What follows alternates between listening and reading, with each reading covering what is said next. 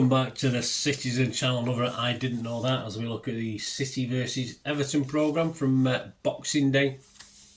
We've got to check out some of the facts and oddities within the hard copy memory of the game. And Ignition Sports Media, of course, are now produce a match magazine, subs and single copies available, and the subs start from as little as £65, of course, overseas available as well. So details on screen there, and if you've got any further information, let me know. I can send you out some stuff, or of course just type in Ignition Sports Media into your Google and it'll all come up there and you'll find out all about that.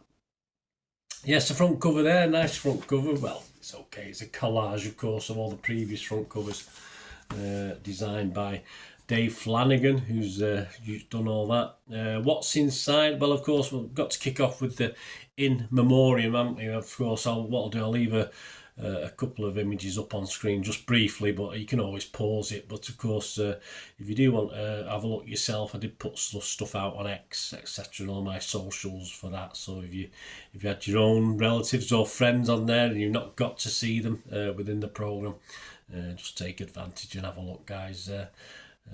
All rest in peace, all those wonderful Blues, of course. Right, back to the programme. Did you know, well, about City, Rico Lewis is the main player article, and these articles really are bland. This is why I do like the history stuff, at least it's more interesting, but they don't like modern, Pep or whoever it is, the modern sort of articles don't give you anything.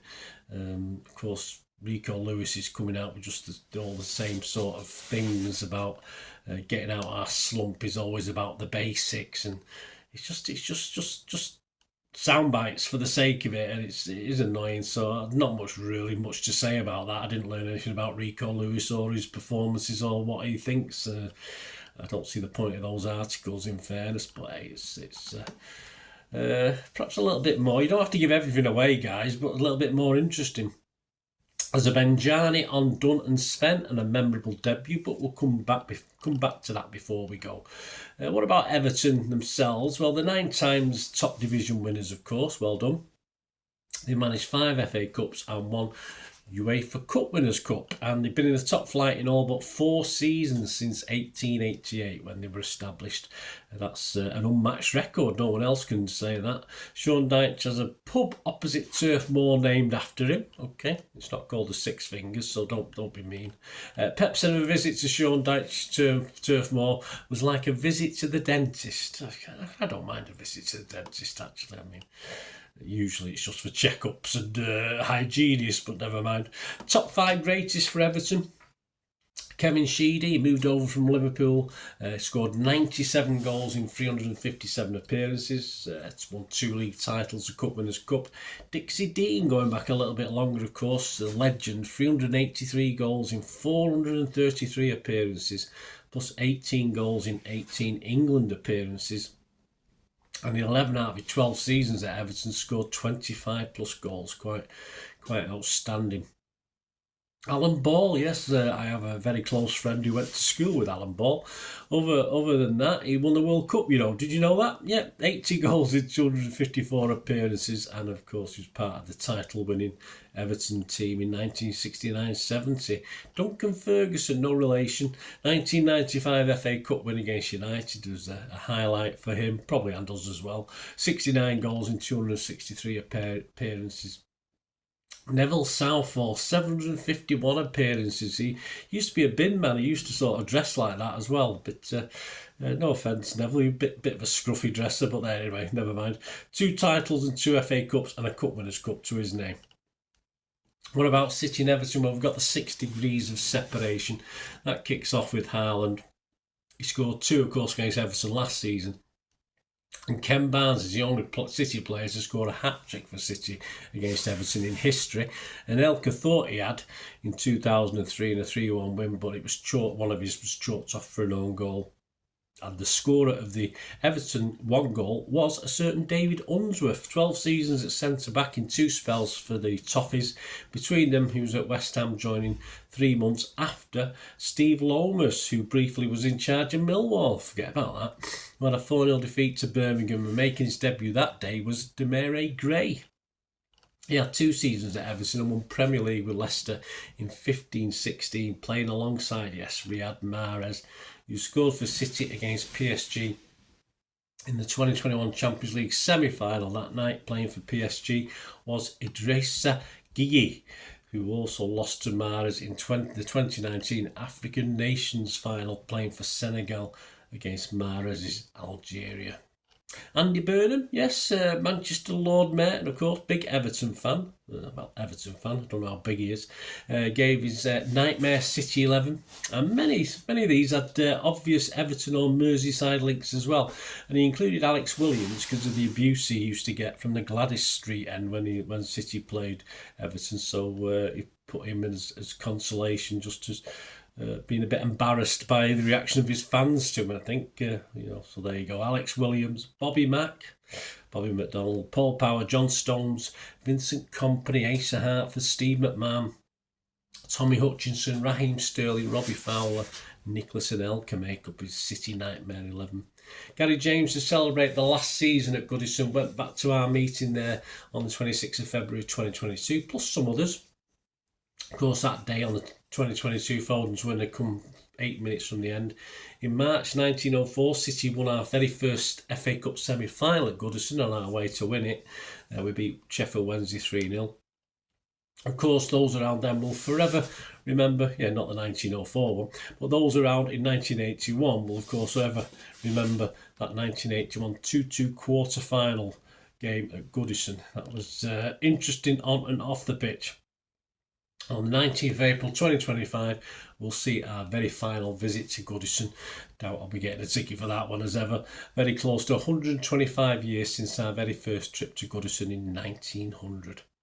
And the visit of Everton was, of course, Sergio's final outing in Sky Blue in May 2021.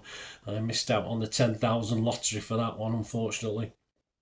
Of course, Sergio scored 260 goals in 390 appearances. He scored 2 in his late substitute appearance for that game against Everton in a 5-0 win. And his second took him ahead of old Shinner himself, Wayne Rooney, as the most goals scored in Premier League history.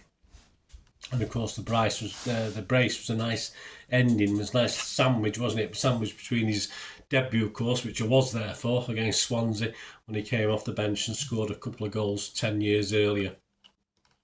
I'm back to Benjani on Dunn and Sven, and a memorable debut. Let's have a quick look at what's happening with this. There have been many players over the decades that have worn both the City and Everton shirts with distinction. A select few are held with warm affection for their huge contribution by both clubs, and among former Toffees to be held in high esteem by City fans is a great Richard Dunn. Of course he is.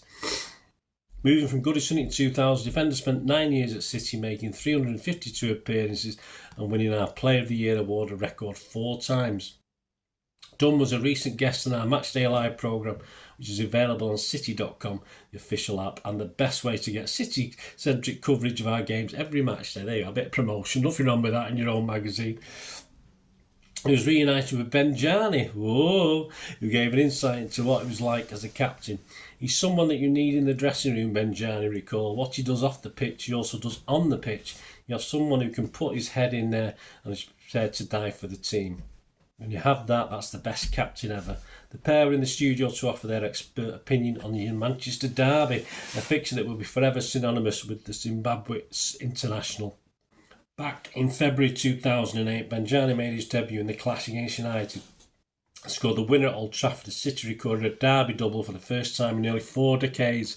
It was a special moment for Benjani and around his legacy, less than 48 hours after signing for the club. When the journalist asked me after the game, "Do you realise what you just did, scoring the winning goal after so many years?" That was when it sunk in. It was like, "What?" he said.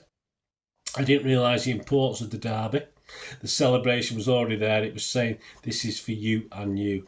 As well as making Bajkowski a City hero, it also meant that former manager Sven-Göran Eriksson will always have a special part in the history of the club. After taking the job, the ex-England manager told a story that one fan had said to him not to worry about taking City into Europe or winning trophies. He only had to do 2 things, and that was to beat United twice. Sven sadly passed away early this year.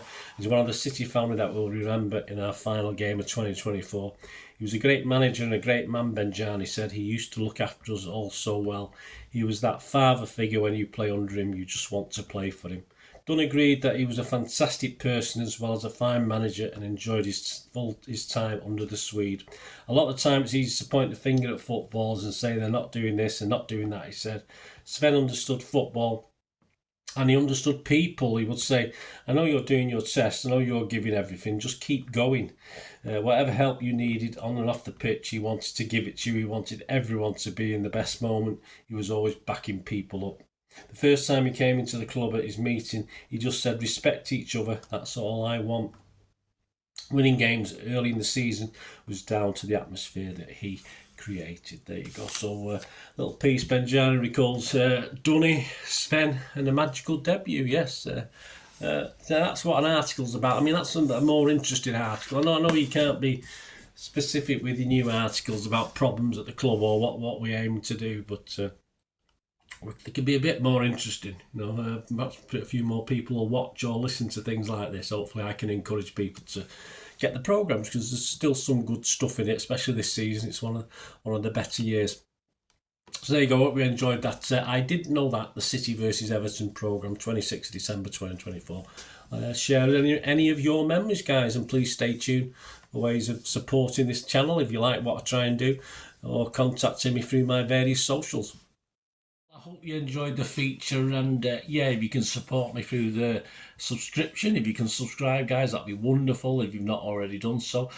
We do actually have memberships at the moment, just 99p a month, so you get access to all my City stuff, including all the history vlogs, dozens and dozens not been published yet, that you get immediate access to, and every time I do a edit and do a vlog, you get immediate access to it as well. So you can have a copy of scripts as well if you want any hard copy of the sort of things I do on matches and teams and managers and players, etc, etc. So if you can join the membership, that'd be wonderful. We do have sponsors at the moment. P6505 are our current sponsor. They have a little eBay shop, so if you check in the comments section, there's a link there to the shop. They sell movie posters from the 90s and 2000s. They sell DVDs, some classic Hollywood movies, some classic foreign language ones.